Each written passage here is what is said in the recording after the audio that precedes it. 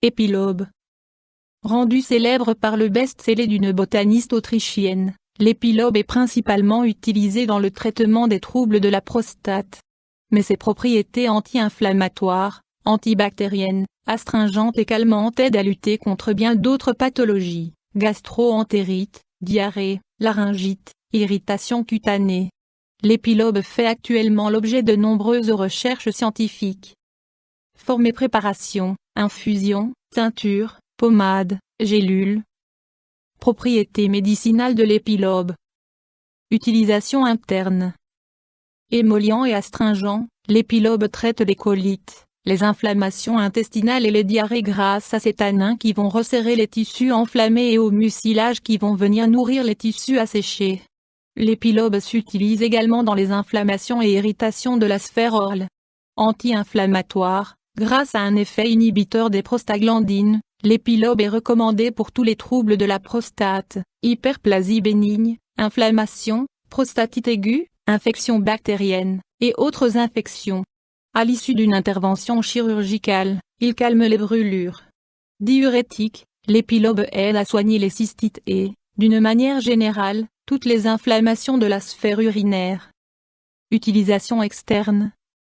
Utilisé en baume, l'épilobe soigne les irritations cutanées, notamment chez les enfants. En bain de bouche, il calme les inflammations gingivales. Antibactérienne, cette plante peut désinfecter des plaies. Indications thérapeutiques usuelles. Troubles prostatiques, inflammation et infection de la sphère urinaire, gastro-entérite, diarrhée, vomissement accompagné de diarrhée chez l'enfant, laryngite, œsophagite, irritation cutanée, inflammation gingivale.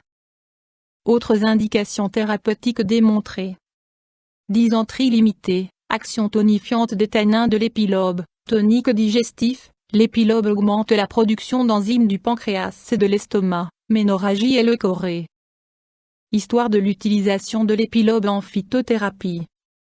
Bien qu'utilisé traditionnellement depuis des siècles, par exemple par les Amérindiens, l'épilobe n'a pas la longue histoire d'autres espèces en tant que plante médicinale. Il est cité pour la première fois au XVIIe siècle par le botaniste, herboriste et physicien anglais Nicolas Culpeper, en l'occurrence dans son ouvrage Tanglish Physician. Il faut toutefois attendre le XXe siècle et le best-seller de la botaniste autrichienne Maria Treben, La santé à la pharmacie du bon Dieu, pour que l'épilobe acquiert ses lettres de noblesse comme plante médicinale à privilégier en cas de troubles prostatiques. Cependant, toutes les espèces d'épilobe n'ont pas de vertu thérapeutique, il s'agit de celles ayant de petites fleurs de couleur rouge à rose pâle. Description botanique de l'épilobe. Plante vivace à tige dressée originaire d'Europe et d'Asie, l'épilobe peut mesurer jusqu'à 2 m de haut. Il pousse dans toutes les zones tempérées de l'hémisphère nord, jusqu'à 200-500 m d'altitude et dans des terrains dégagés comme les clairières, les talus, les ravins humides. Il colonise également les zones qui ont été brûlées.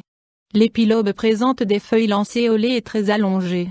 Disposées en épis, elles ont la particularité d'avoir des nervures circulaires qui ne se terminent pas sur leur bord. Les fleurs de l'épilobe se présentent en grappes grimpantes, d'une couleur pourpre à magenta. Au sommet, une capsule linéaire rouge-brun libère, en s'ouvrant, des centaines de graines, favorisant l'ensemencement. L'épilobe se reproduit également par ses racines. La floraison est progressive, entre juillet et août, partant des fleurs les plus basses avant de laisser s'ouvrir celles situées plus haut. Composition de l'épilobe. Parties utilisées. En phytothérapie, les parties utilisées de l'épilobe sont les feuilles et les fleurs, mais sans les sommités fleuries. Principe actif. Tanins, flavonoïdes, phytostérol, mucilage, vitamine C, provitamine A. Utilisation et posologie de l'épilobe. Dosage.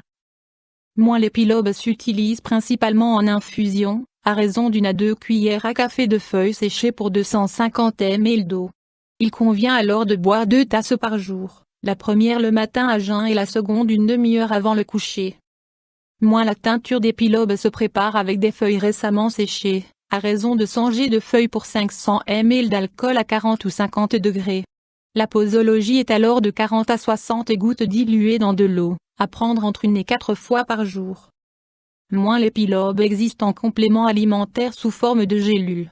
La posologie est dans ce cas de 3 à 6 gélules par jour, à avaler avec un grand verre d'eau. Précaution d'emploi de l'épilobe. L'épilobe est connu pour ses propriétés antioxydantes. Toutefois, son usage est déconseillé en traitement du stress oxydatif, car cette plante est en même temps astringente et a une action sur les muqueuses gastriques. Une tisane quotidienne d'épilobe sur une période prolongée pourrait en affecter le bon fonctionnement. Contre-indication. Pas de contre-indication connue. Effet indésirable. Pas d'effet indésirable connu. Interaction avec des plantes médicinales ou des compléments. Pas d'interaction connue. Interaction avec des médicaments. Pas d'interaction connue. Avis du médecin. Des bienfaits reconnus. Par son action antiphlogistique, l'épilobe participe au traitement des hyperplasies bénignes de la prostate et, d'une manière générale, améliore le confort urinaire. L'un des principes actifs de l'épilobe, le myricétol 3,0-bêta-déglucuronide, a en outre pour particularité d'inhiber la libération de prostaglandines. Contenant des tanins, cette plante peut également lutter contre les infections et diminuer les hémorragies, notamment dans le cas de règles trop abondantes. Ces composants permettent encore de drainer les sécrétions excessives, de retendre les tissus souples et de réparer ceux qui ont été endommagés, d'où l'utilité de l'épilobe dans des affections comme la diarrhée et les irritations de la peau, y compris l'eczéma. L'épilobe présente enfin des vertus anti-inflammatoires du fait de la présence de nombreux flavonoïdes dans sa composition. Avertissement. Toute hyperplasie bénigne de la prostate, ou HBP, nécessite un diagnostic médical avant une éventuelle médication phytothérapique. Les symptômes de cette affection sont similaires à ceux de la prostatite aiguë, voire du cancer. La recherche sur l'épilobe. Les recherches scientifiques menées sur l'épilobe portent essentiellement sur son action dans les troubles de la prostate, et particulièrement son effet inhibiteur de la prostaglandine. Des études récentes ont mis en lumière d'autres propriétés de la plante, dont un effet antiprolifératif démontré in vitro. Deux de ses composants, le notéine A, présente uniquement dans l'espèce Epilobium angustifolium, et le notéine B, présente dans les tanins, empêchent le développement des enzymes responsables de l'hyperplasie, en l'occurrence la 5-alpha réductase et l'aromatase. YouTube Dr Alabé